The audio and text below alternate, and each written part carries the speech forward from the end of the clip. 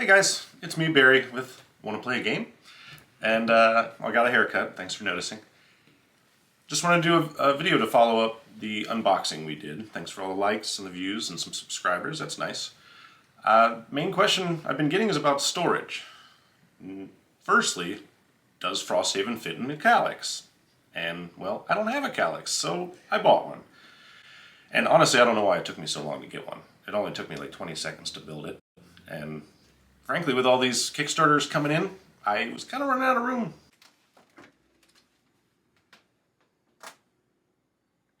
Barry! Ooh, forgot about that. Are you ready? Ta-da!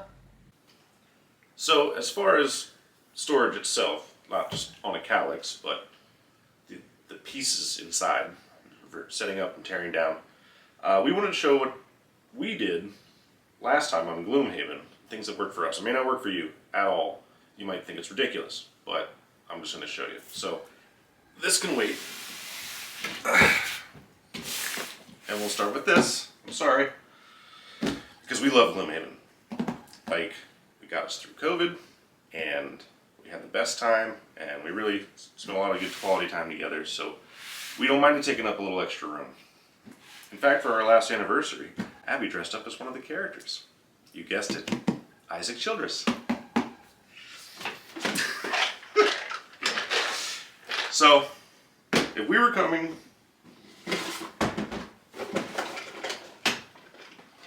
to your place to play Gloomhaven, this is pretty much where we would start. And then as we unlock characters, we eventually elected to go with this. So all the tuck boxes go away, and we just put them in this container. So each character has space for all of their personal stuff. So this might be a bit bulky, but it's a really nice way to organize all the unlocked characters as you get them. For instance, the Brute, which, you know, of course you start with in Gloomhaven. So this holds all the essential information without having to jam everything back into the tuck box. Check him out. Like a little blood on the tip of his sword. He's so cool. So yeah, all the basics fit nicely in. And then when we're actively playing with a character, we would use a larger size just because then it's easier to get this in and out. And here's my crag heart. Barry's finest work. I'm not as good as Abby. We're working on it. But yeah, I can also hold additional things like the crag card generates obstructions and then, you know, items, things like that. Just easier. So this is how we organized our items in the form of a shop. So when you're in your rest phase, you can just hand these to other characters, and everything that's unlocked is face up, and everything that's locked still is face down, for no spoilers. So this is Gloomhaven's situation. But in FROSTHAVEN, I made two. So the blue one is what you can buy, and then the black one is what you can craft. So for Gloomhaven, we opted to go with this small item organizer from Home Depot. Just holds everything. It's double-sided. Keep all our modifier decks close by. For FROSTHAVEN, there are double. And then with this, I just organize things that live in the snow and things that live probably in the water or near the water. There's a player board that we like to use. This is a fairly straightforward one. There are a lot of different designs. It's not really game-changing in any way, but it helps keep certain things organized so you don't just have stacks of cards laying everywhere. So I may shy away from using these because in FROSTHAVEN there's a lot of information on here, not just your hand size and your HP per level. It actually has the rules for your class. It's very important. And actually, for the Blink Blade, there's a tracker for your hourglass tokens. So it may not help just to see a photo of them until you kind of memorize their abilities or just a different layout. But this works for most characters. And then, oh, also a little detail. We discovered that the bottom each has their own emblem. Almost like if you were feeling bold, you could get some hot wax and seal your own envelopes for your own hidden characters. So these are more cosmetic. We just love the element board and just thought it was really special to get this woodcut one. And then we purchased these doors just to give it a more 3D effect.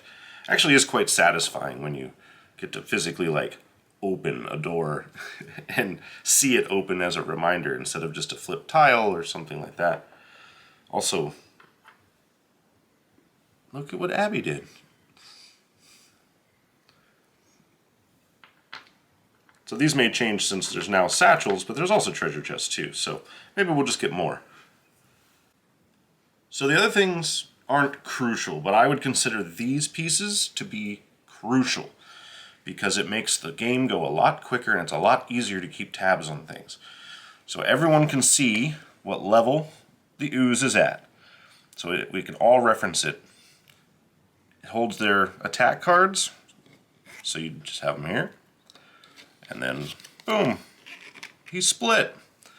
And then you have this isn't crazy, but it helps keep everything together in separate piles from one another.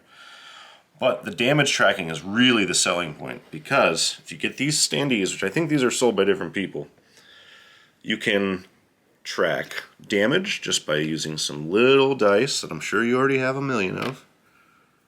And then that way, you're not always checking which number. You can just look at the actual creature and say, oh, they have 3 damage, or they have just some damage on them, I should probably prioritize them, just get rid of them. And they also hold status effects, Bane, Poison, just give them everything. But these are incredible. These change everything and make the game go a lot quicker. So after I took the time to put sleeves on most of the smaller cards, anything that I stacked up wouldn't fit properly. So I got this bonus bit the other day just so I can help organize things, because once things are stacked up in sleeves, they just fall everywhere. So I've got the active loot deck separated by things that are not in the deck yet. Got all the battle goals, and I've got -1 modifiers, curses, blessings, and then just all the standees nearby, so I can just quickly grab everything I need as I need it. So this is what comes with Frosthaven, which I really enjoy, because this pillbox used to be our status effect carrier, but now it's right here with all the rest of this stuff. You also have your satchels, which is your loot, just to be clear, and then all your quest triggers and markers, things like that. We won't be using these, but in the interest of just making sure that when the game arrives at your door, you can play the entirety of it without batteries or any additional things. Of course they're going to have these damage tokens. I'm super curious about these hundreds, but let's not dwell on that. Underneath you have all the terrain. It's great. You have the doors, and then the standard 2-hex, and then the single, and then some more interesting things like bookcases and things like that. So some larger pieces can go over here. It's perfect. It's great. So I hope that was helpful and informative in some way. We just wanted to showcase all these things because we are going to start playing the campaign, and we wanted to familiarize you with all the pieces that we'd have. So if you have any questions, you just come back to this video. Take a look at some of the links below, things like that. Just go through Etsy, support local artists. Our plan is to play the tutorial, or scenario 1, 3 times, each with a different matchup, just to see the actual workflow of these characters that we've chosen. So I'm playing as the Blink Blade. And I'll play as the Deathwalker. And then I'll be the Drifter. I'll be the Geminate. And then I'll play Banner Spear. Bone Shaper. Finally. So now that we're unboxed, we're organized. You want to play a game?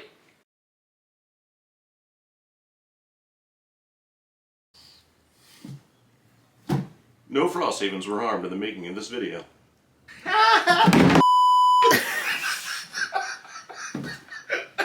fan base is gonna kill me.